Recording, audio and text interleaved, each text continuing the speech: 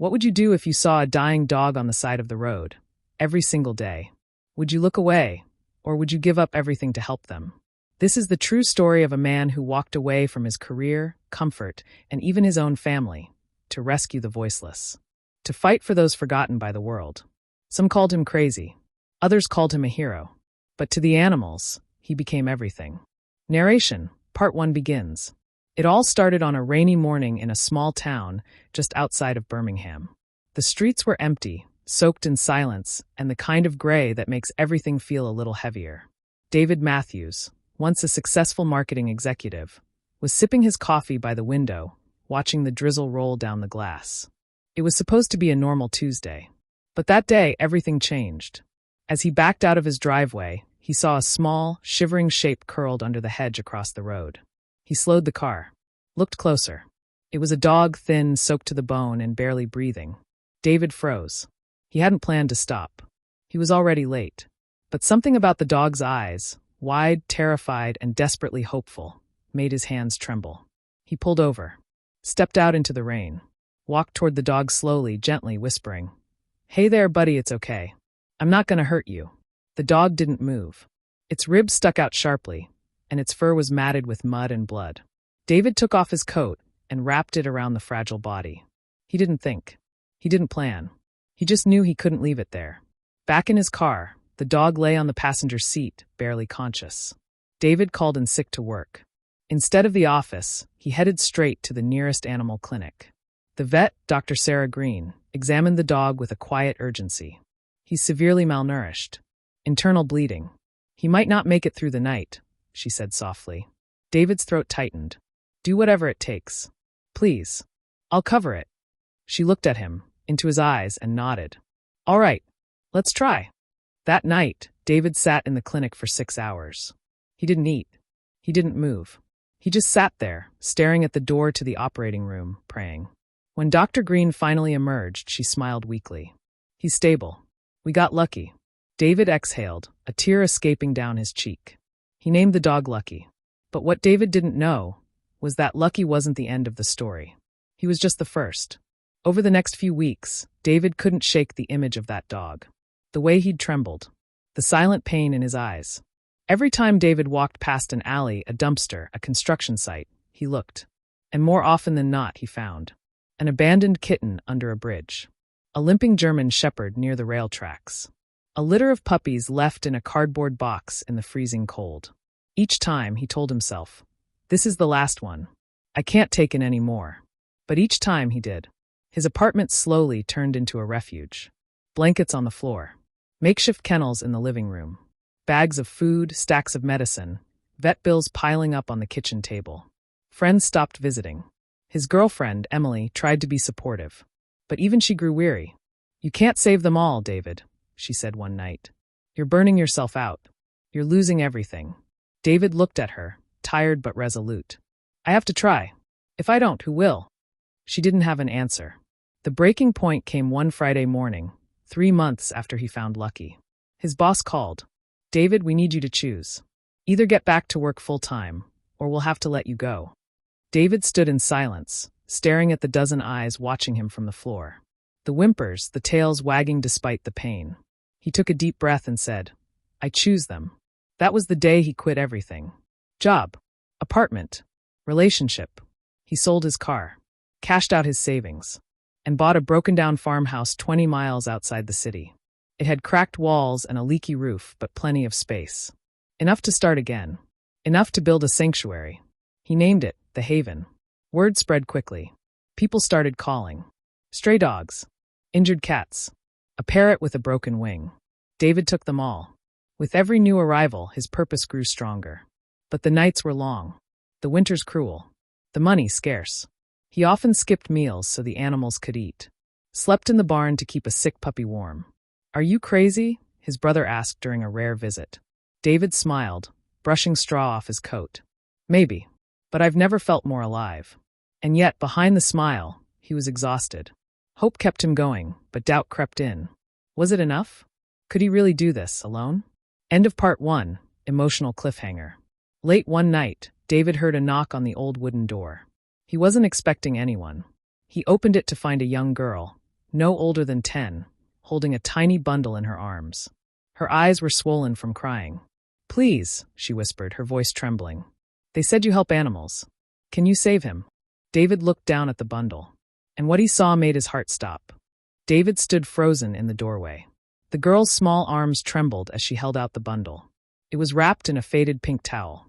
Rain poured behind her, and her shoes were soaked through. She couldn't have been older than 10, but her eyes carried a weight far beyond her years. "What happened?" David asked softly. She looked down, her voice barely a whisper. "I found him in the dumpster behind our building. I think someone threw him away." David gently unfolded the towel. Inside was a tiny puppy, no more than a few days old. His body was cold, his breathing shallow. His fur, what little there was slick with filth. For a long second, David said nothing. Then he stepped aside. "Come in." He wrapped the puppy in a warm blanket and placed him under the heat lamp in his makeshift infirmary. The girl sat quietly, watching. "What's your name?" he asked. "Isla," she replied. "You did something very brave tonight, Isla." She looked at him, her eyes filled with fear and hope. "Will he live?" David hesitated. "I'll do everything I can." The night stretched long. David fed the puppy with a syringe every hour. Isla refused to leave. She curled up in the corner of the room and didn't sleep. Not even for a moment. By morning, the puppy had stopped trembling. David smiled. "He's a fighter. Just like you."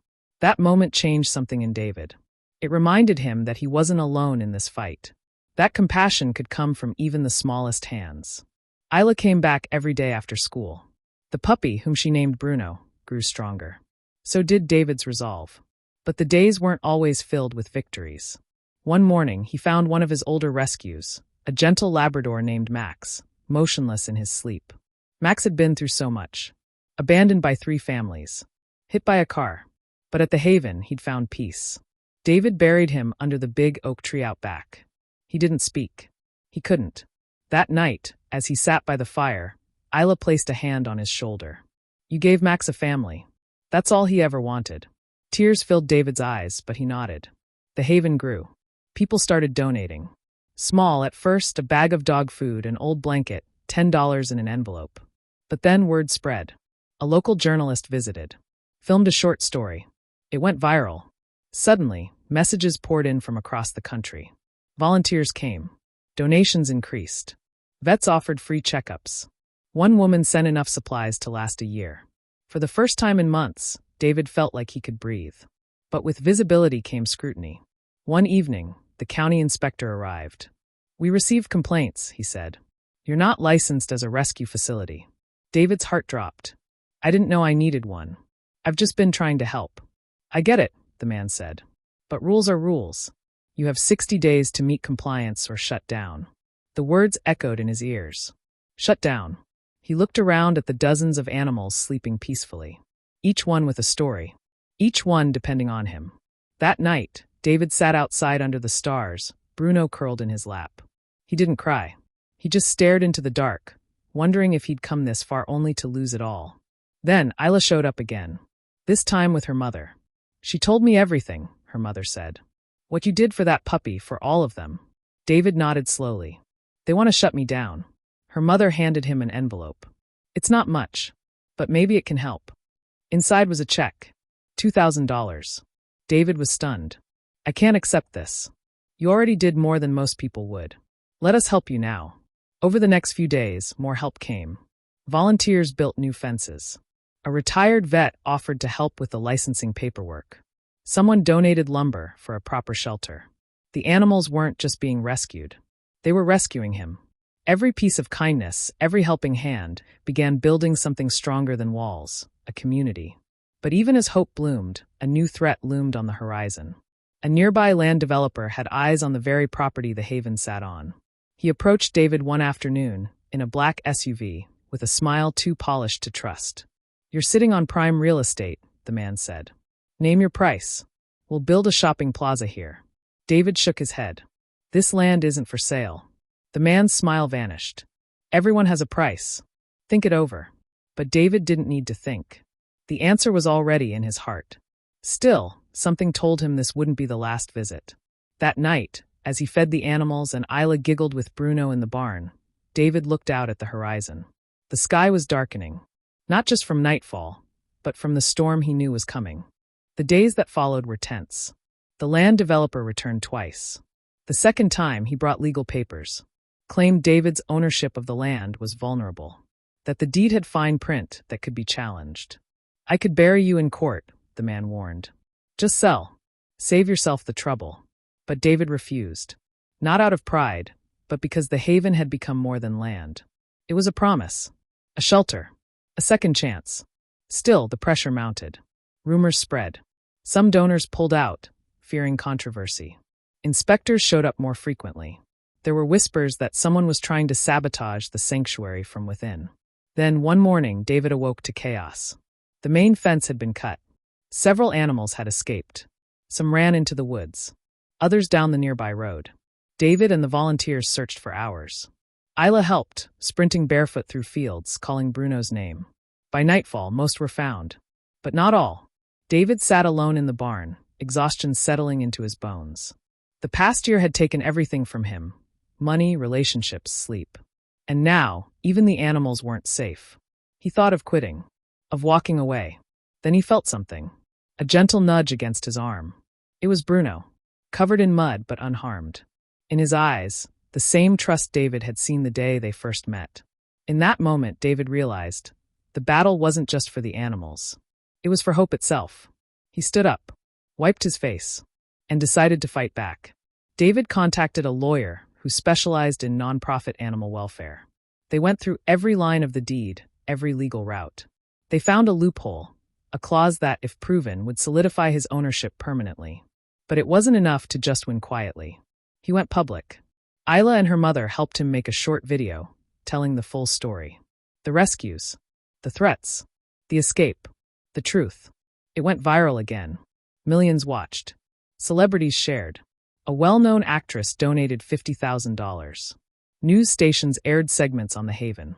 People started visiting from out of town. A petition to protect the sanctuary reached over 400,000 signatures. And then the court date. David stood in a packed courtroom. The developer's lawyers spoke with sharp tongues, accused him of zoning violations, mismanagement, unlawful use. David didn't argue. He spoke simply. "I'm not a businessman. I'm not perfect. But I know what suffering looks like. I see it in every pair of eyes that come through my gate. I gave up everything to give them a chance. Not for money, not for fame, but because they deserve to be safe, to be loved." The judge was silent for a long time. Then she nodded. This court recognizes the sanctuary's value to the community and its compliance with the law. The land will remain under Mr. Matthews' care. Case dismissed. The courtroom erupted. David wept. So did Isla. And so did millions watching from home. Over the next year, the haven flourished.